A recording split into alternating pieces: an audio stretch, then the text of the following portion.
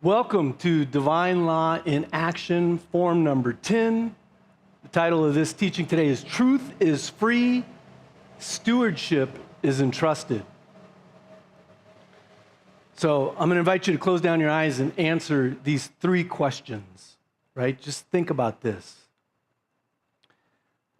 If truth is free, why do so few people bear fruit? If truth is free, why is true stewardship so rare? If truth is free, why does fruitfulness require alignment? Right? So truth, wisdom, if that's free and available to everyone, why can't people put it into action and make their lives reflect that they know the truth, right? So by the end of this teaching, you will understand why divine law reveals truth openly, while the stewardship of application is entrusted to those who are ready, restoring alignment, peace, and fruitfulness to learning, leadership, and legacy. So, I'm going to anchor in the statement that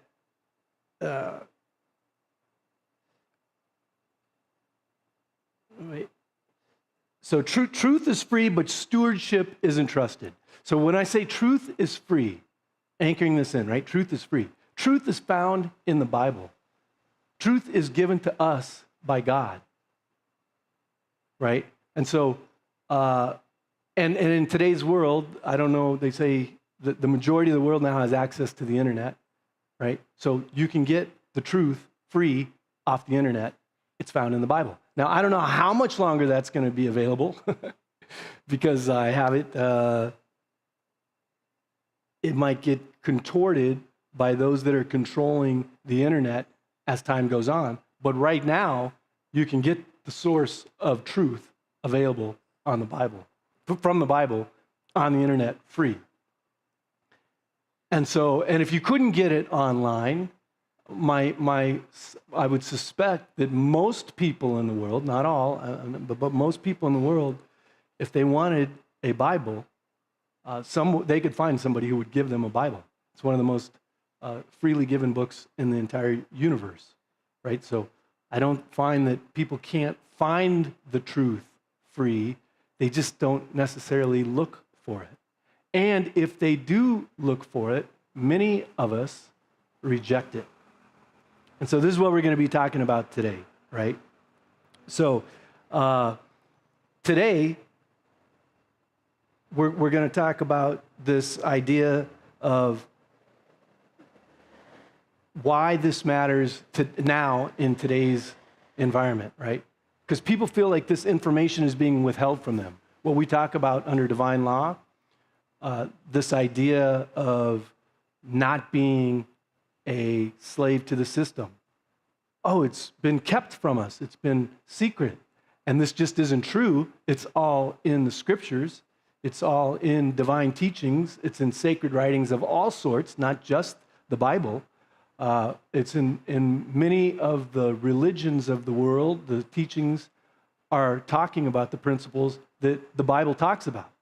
That's God's law, natural law. It's replicated in many places. By the way, it's found in nature. It's found in permaculture principles.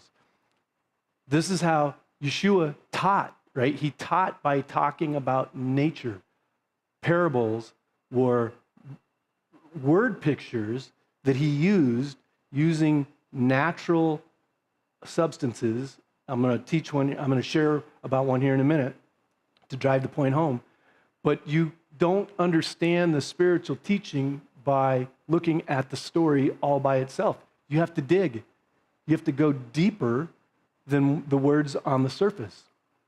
And it also says in the Bible that whenever Yeshua was talking to the general public, to the Pharisees, to the Sadducees in the synagogues, he was using parables. That's the only way he would talk. He would not give distinct instruction on how to live your life. he would use an analogy or a metaphor, or he would ask questions.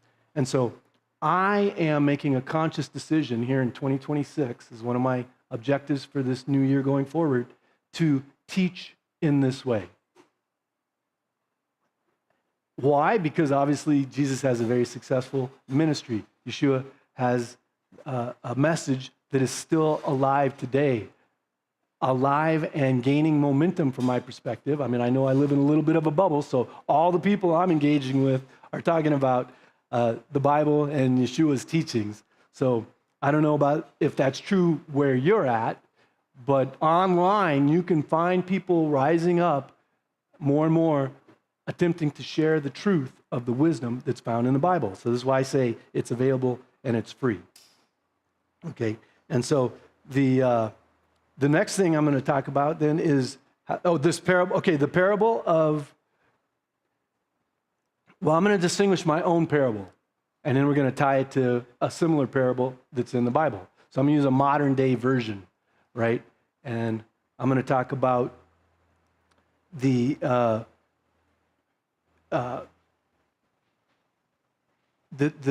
a guy talking on the street.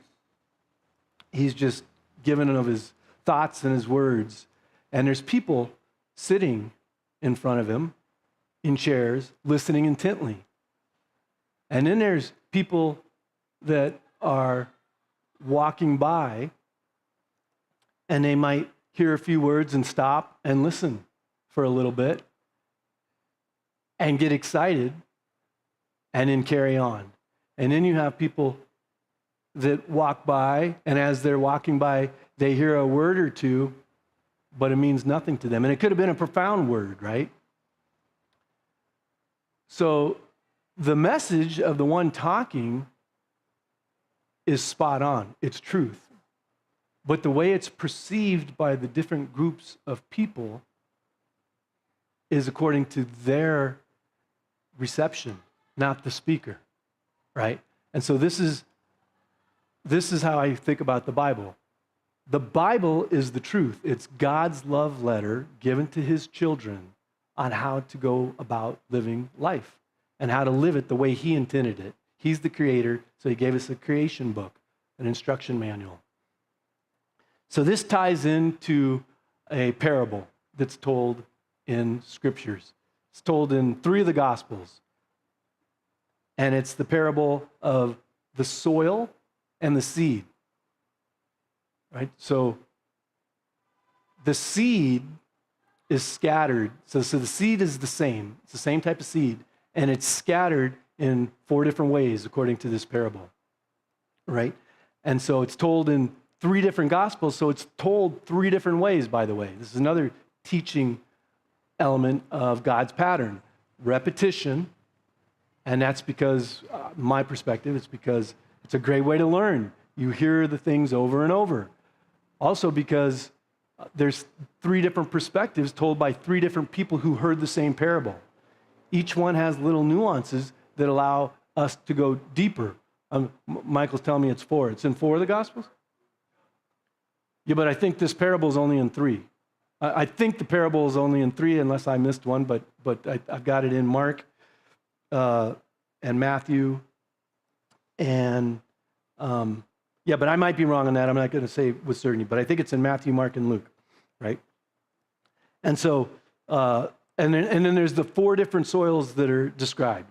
So there's the hard soil, the seed that falls on the hard path. It's like the walking path. The birds come, they eat it up. It's gone, right? So this is like the seed that falls. People hear it, but immediately evaporates. So in this analogy of that parable, it's like the birds are Satan, and Satan comes and snatches that word away from the from the people who received it. The soil, by the way, is us. It's like our heart. It's a representation of you, the soil. Soil is where a seed gets planted, and then you are going to determine how well that seed grows, what that seed grows into, right? The second type of soil is amongst, it's not on the hard path where the birds immediately grab it, it's on the side. It's like the rocky soil, And so the seeds sprout, but the roots don't go deep. And they wither very quickly. It's not good soil, it's hard. And so it doesn't last. The seed does not grow in that soil. And then you have the third soil, which is got weeds in it and thorns. And so this is where the word, the seed, gets planted in that soil, but as it starts to grow, the cares of the world, the thorns, choke it and suffocate so that there's no fruit that is born from that soil, right? Even though the plant started to grow, they got a good start because they were excited. They received the seed, but then the cares of the world choke it out. And in the fourth soil, that's the good soil. That's the soil that is nourishing, receptive, it's watered, it's abundant with nutrients. And this is where when the seed takes root, it bears fruit, an abundance of fruit. And it's limitless, right? And in the parable, it says that soil bears fruit 30, 60, 100-fold. So good soil, which is soil that's open, soft, wet, ready to nourish the seed, is what grows good fruit. So what I'm pointing to here in this parable, right? So this is what Jesus taught this parable, and he was teaching it to the Pharisees and the Sadducees, to the general public. His disciples didn't understand it when he was teaching it. They asked about that in private. This is another principle that we're talking about, right? So to the general people, Jesus didn't distinguish and share all of the spiritual lessons. He would give them a seed that they need to go and nourish and nurture and dig and feel for themselves, ask themselves questions, and nourish that seed so that it would bear fruit.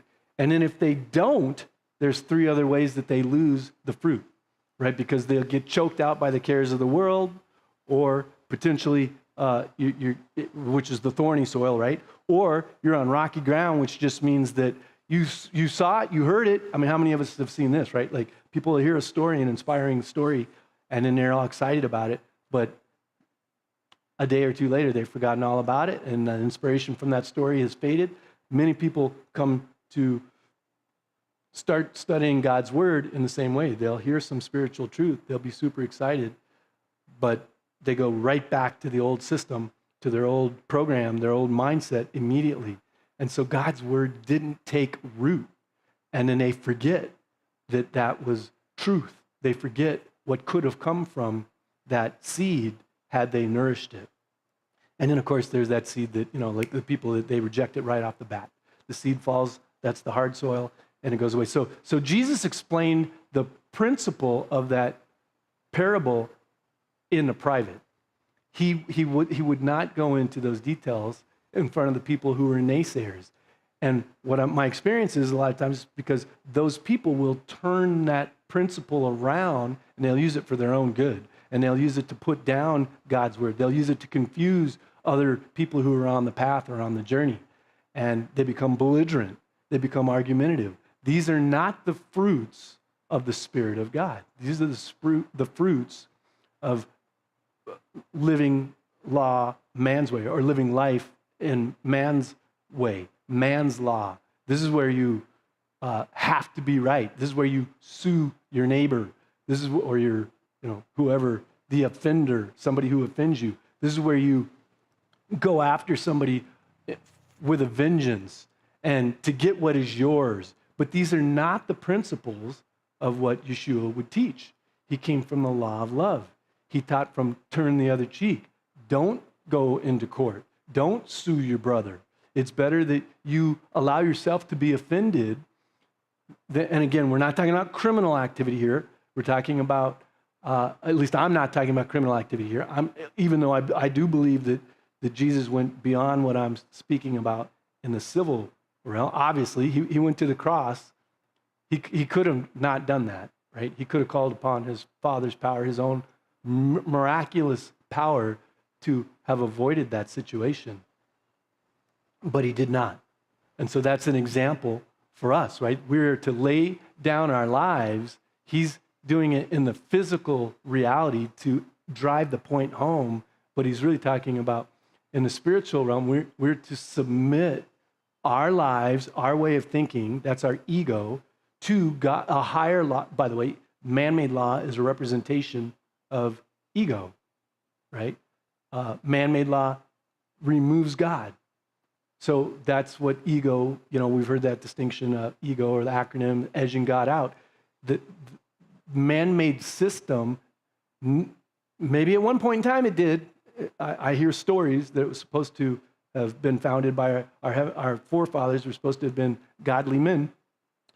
And I'm going to, just for purposes of this conversation, assume that that's true, that the ones in the United States that created the Constitution, trying to get out from underneath the rebellion of the British elite, right? They were maybe doing what we're trying to do now. They were trying to create a new system, the Constitution, the Declaration of Independence.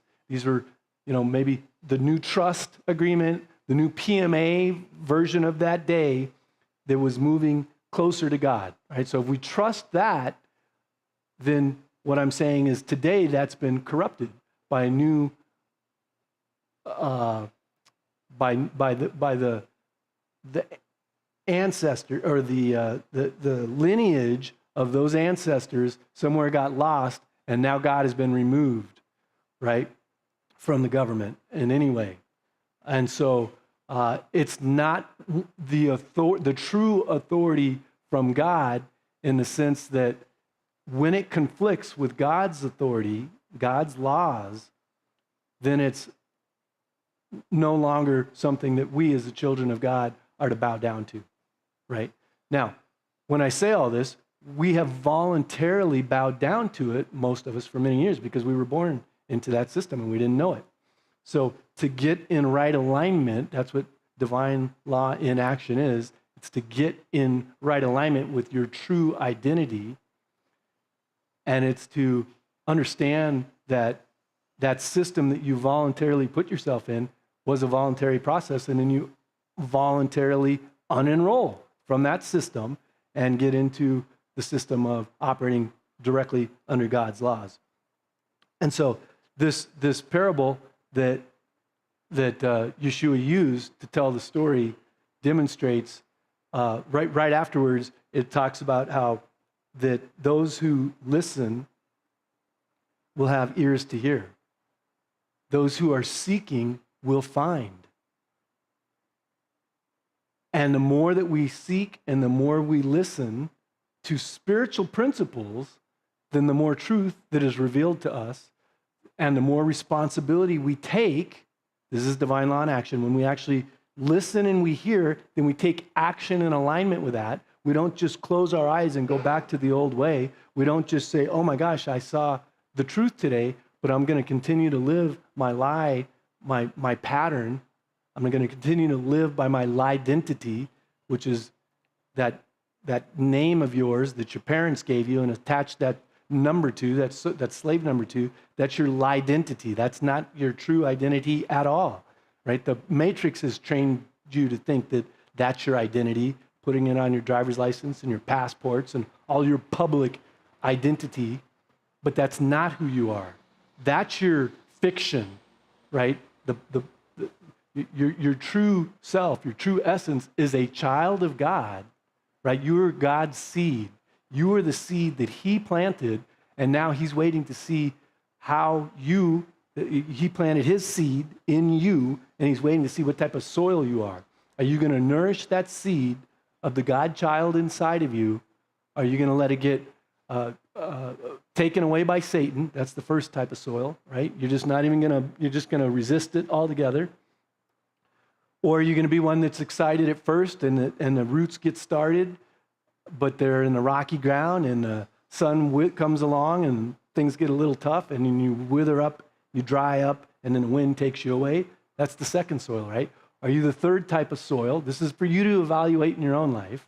Without judgment, just recognize where you're at and maybe add some supplement to your soil if you don't like what you're hearing, right? Are you the third type of soil, which is growing up in the matrix with the conveniences of the world, because that's going to choke out God's, if you're a consumer, you're going to choke out God's love for you. You're going to choke out the truth. You're going to be chasing the great American dream, the wrong things. You're going to be chasing mammon, not spiritual attunement, not spiritual knowledge and service to your brothers and your sisters, right? That's if you're in the third camp. That's the soil with the thorns and the weeds. And in the fourth soil is when you openly submit. You're soft. You're fertile. You're able to create and nourish that seed into what it was intended to be, right? This is the fertile soil. And so, again, these are reflections for the people who are interested in going down the path of divine law. First, get an understanding of where you're at and what's happening in your world and what type of soil you have, because you can change that. If you don't like what you're hearing, that's what these parables are all about, right? You can change your soil. You can soften your heart. You can open up, be inquisitive about what God really wants for you. You can listen more intently to what he's trying to teach you. You can listen with an open mind, not with the mind of, I know all the things, because we don't know. The ways of God are the opposite of the ways of the world. And we've been programmed deeply in the world's program and the world's ways. And so hearing is for the public, right? This is what God does. He gives his word to all, but the application of it, from my perspective, seems to be more reserved for those who are truly ready to go his ways, right? Jesus didn't describe all of these parables in the public realm. He would share the words, and then the people who really wanted to know what that meant, his disciples, his apostles, would ask later. They would dig deeper. And now he knows, hey, these people are actually wanting the truth. They're not just pretending. They're not just giving me lip service. They're not just trying to look good in front of the other people, talking about the things that they think they're supposed to be talking about because they're spiritual in nature, but they're actually using those spiritual teachings for their own agenda, for their own ego, grandiose ideas, and not from a place of humility in service to God's children at a deeper level in ways that are not the custom of the general people in that day, right? And that's the same thing that's happening in God's communities, God's world, in today's world, right? So we start talking about these things with people who don't know God's word. God says it's foolishness to them. The people who aren't interested in understanding God listen to the stories of the people who do, and they're like, that's foolishness. I don't buy that. So I'm going to equate this to the people who are utilizing the Trinity model, right? Now, this is your 508 church organization and its integrated auxiliaries, the PMA, and a trust. And so we're saying these documents, these organizations are in alignment with God's law. And we can, and there's a man-made code that says all that, by the way. That's the 508 code. That's why we use that reference. So now you go into your local institution and you want to open up a bank account with an organization that doesn't follow their traditional protocol, which is be like a statutory corporation or an LLC, that type of thing. A 501c3 if you're a not-for-profit organization, right? These are statutory organizations that the licensed banking professional is used to dealing with. When you walk in with a private document, they question you and they say, well, I can't find this on the article on the Corporation Commission's website, or Secretary of State has no record of this being a registered organization in the matrix. Now, here's where this idea of teaching in parables comes into play. And you can utilize this in your everyday life and how you work with people in the public, right? So we'll just call like in Jesus' day, it was the Pharisees and the Sadducees, the scribes, the religious leaders, the politicians, the licensed professionals, right? In our day, we're just going to call them the licensed professionals. So you tell that licensed professional, in your own words, you give them your testimony, that you're not, and you don't do it to beat up the system, you do it with a parable. This is how I would do it. So, yeah, I have an organization here. It would be just like your not-for-profit organization, your traditional 501c3 organization. However, I don't need and I didn't ask for permission from the government. That's what the articles of incorporation or the registration of your organization would be. You have to submit the paperwork, they have to check it off and say it's okay, and you're allowed to go get a business license to operate that organization. Or in the case of a 501c3, now you have the credentials to be able to receive resources, massive resources. There's no limit to the amount of resources, by the way. And it's not taxable, even though you still have to file a tax return. They still want to track it all. They want to control your message, but you don't have to pay taxes. But in any case, it's still a statutory organization. It's man-made. You had to get permission to create it and use it. God does not require that his children get permission from the government to do such things as assist people with their healing, give them a word of encouragement, what the Matrix might call coaching, right, if you will, or consulting. But I'm just going to call it a word of encouragement. We get to make up our world as children of God. We are creators, so we use our words to make up our world. If we use the world's words, we put ourselves under their jurisdiction. If we use God's words, now we're in God's jurisdiction. We don't need permission from the world to do this. However, the world, the banker, he doesn't get this. Most of them, some of them do. And maybe it's your job to explain it to them, by the way. That's how I see it. Whenever I walk into a licensed office, one of those offices where someplace they've got law that says that they have to have a business license hanging and credentials hanging of some sort, I call that a licensed office, right? So whenever I go into one of those places, I'm thinking to myself, I'm here to shine the light. I hope there's somebody in here who's ready for the light. If they are, I'm going to tell them all about it. And if they're not, I'm going to get what I need, and I'm going to walk out and be on my way. So that's giving your testimony. This is how Yeshua told us to do it. If they're licensed of the world and they want nothing to do with God, then you talk to them in parables. You say, well, this document that I'm going to use is just like what you're used to using. It gives me permission to do the thing that you call a business, but it's not a business. It gives me the ability to open up an account in your institution, but it's not an account that you get to report to the government because I didn't ask the government for permission. So you can start to see how you can study the world of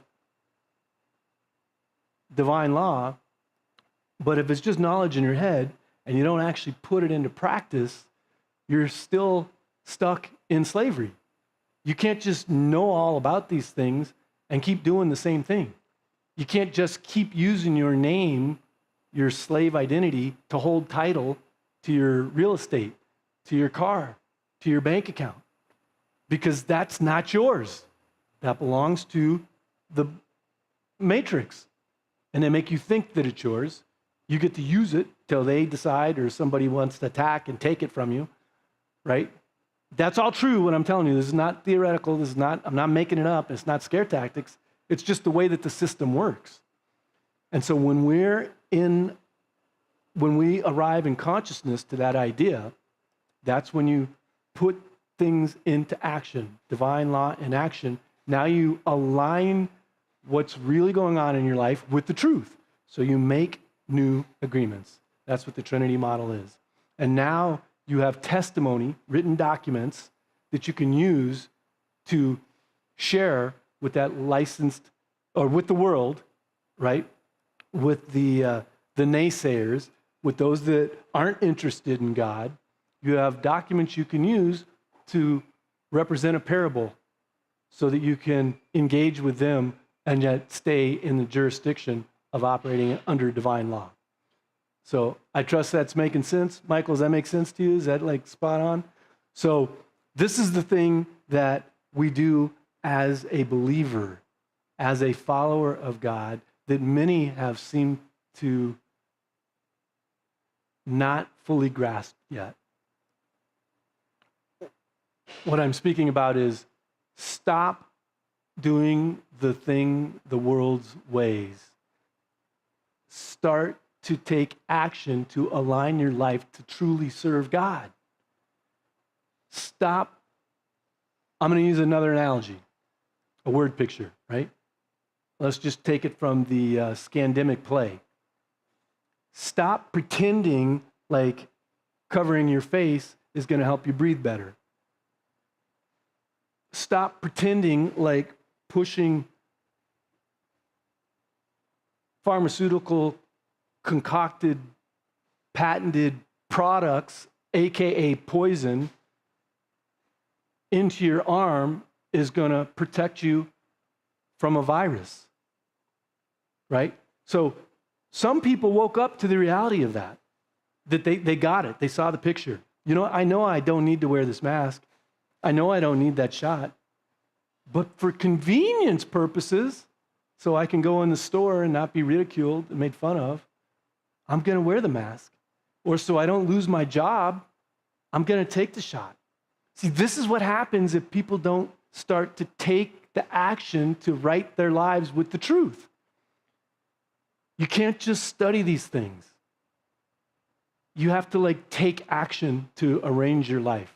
So, bringing that all back together, the inquiry that I'm on, that I'm considering, is the difference between how much I share about how to operate outside of the matrix, under God's laws, the really cool stuff, with the general public, right?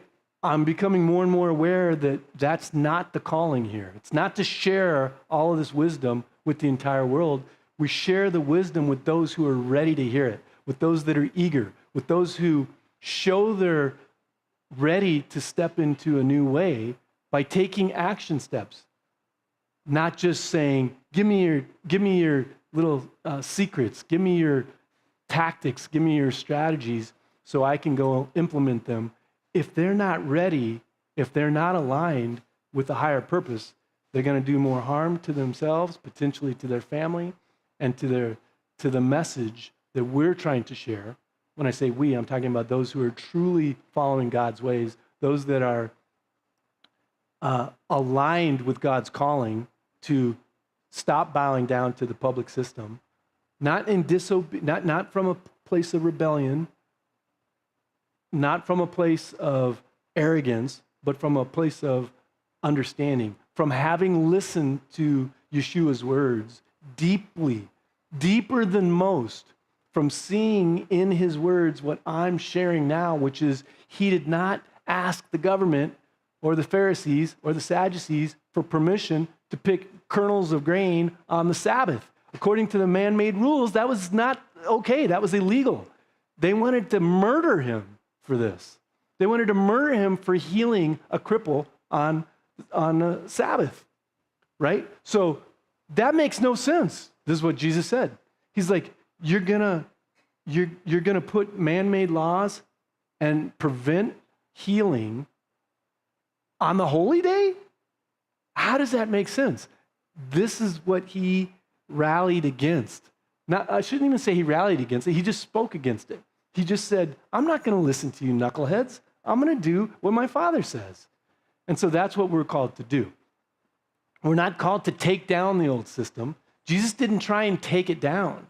He said, it's the way it was been since Moses, right? All the prophets have told us about this. They've told us there's going to be two different journeys. There's going to be the one of the world, and there's going to be the narrow gate, the one of those that are following God's ways. That's who we are. If this resonates deep within inside of you, those are the people who I want to share these deeper principles, these deeper tactics with, because they're not going to abuse them or misuse them. They're actually going to use them for the purposes of stewarding God's resources at the next frequency, at a higher level. They're going to take the resources out of the matrix, bring them into the kingdom, and that's when God can multiply them, as the parable says, 10, 20, 30, 100-fold, right? But if you're sowing your seed in a for-profit corporation or a LLC that's designed to follow man-made rules and laws and not be able to be open, if there's a scamdemic and they want to close down all the services that are going to actually help the people, right? Like the doctor's offices or, so I'm going to give one last example here of a crazy story that I dealt with as an attorney during the scamdemic. There was a family who came to me, mom and dad. They had a 13-year-old daughter, and they were starting to understand what we were talking about and what I was teaching about back then, which is all about how COVID was a scam and people shouldn't be wearing masks and don't just pretend to keep the peace with your neighbor. Like if you keep saying yes,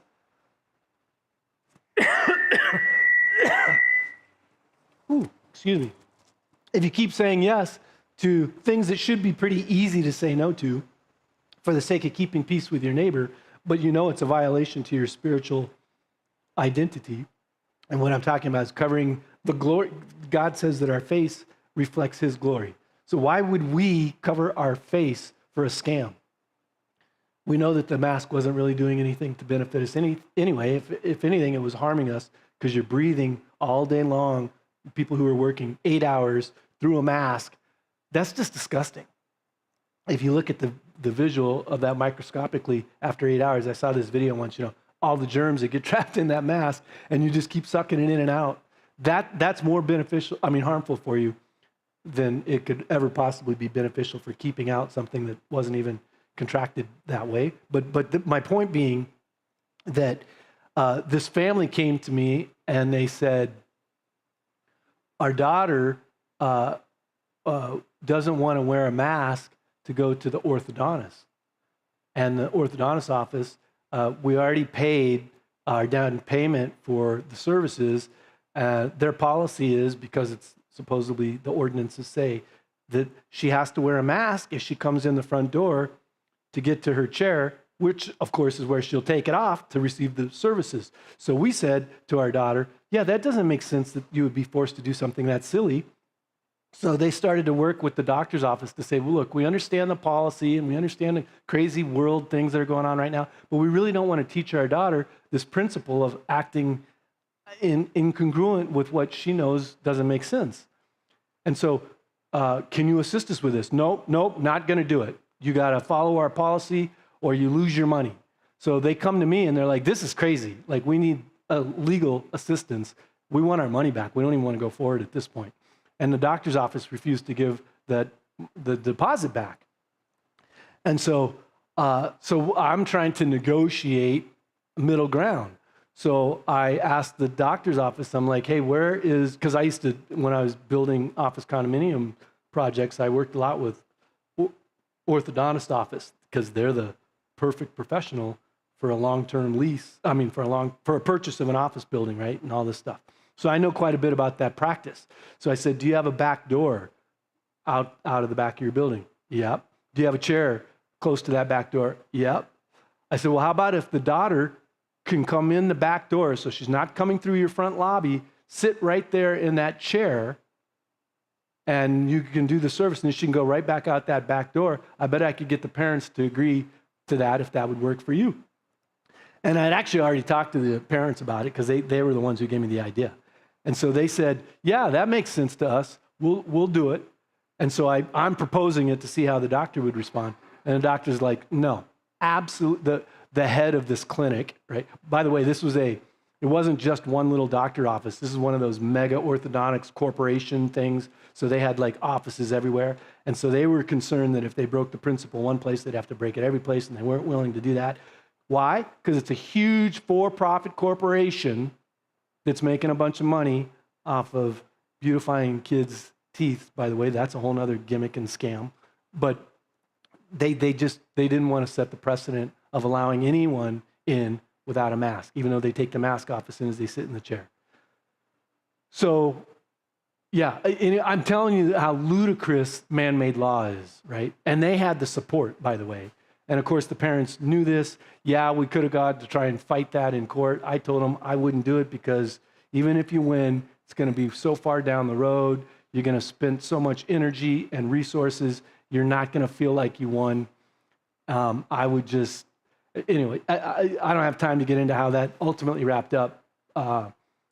We did get the refund back from the office, and they went a different direction. But it's just crazy what the law would allow, and that the business has the support to back up because they're statutory in nature. I tell that story to back up how crazy the man-made laws are.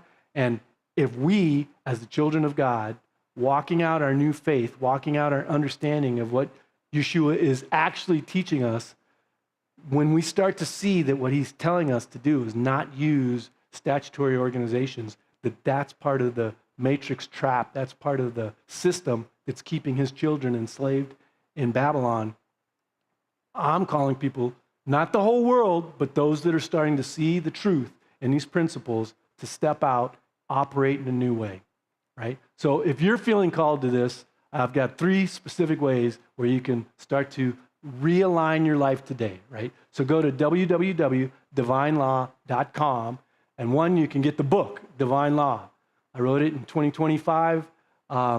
I got a second edition coming out now with some revisions. I wrote that first one very fast just to get the word out, get some paper together, and put it out, but I'm going to clean it up a little bit, make it and modify it slightly. So that's coming out here in the next 30 days. And that'll also be hard copy. So you can get the book right now online. You can also get an audio version at that website, divinelaw.com. You can also sign up for the next masterclass. I'm not sure, I don't think the date's been picked yet, but there's a button on that website that you click. It'll automatically update you and let you know when you can join our next masterclass. And then the third option would be to go to Prosperous Legacy Advisors. That's the private member association that I founded several years back, where we teach these principles in a deeper level, where we start to teach the tactics and strategies of how to operate in God's law, under God's law, where you can take assets out of the matrix. I like to talk about taking them off the chessboard, the matrix chessboard, and bringing them into the kingdom realm. And you get to steward God's resources, which is what all those assets are anyway, in a new way, and receive abundance while doing it. This is God's economy of abundance. Giving and receiving is one and the same. You can't receive what you haven't given, and you can't give what you haven't received. So this is the divine law in action, and I invite any and all of you, like, subscribe. If you're online on the YouTube Live, please join our channel. Send it to your friends if you want to share with them. This is a perfect format to bring beginner people into starting to study these principles. And until next time, I say adios, which is God be with you until next time.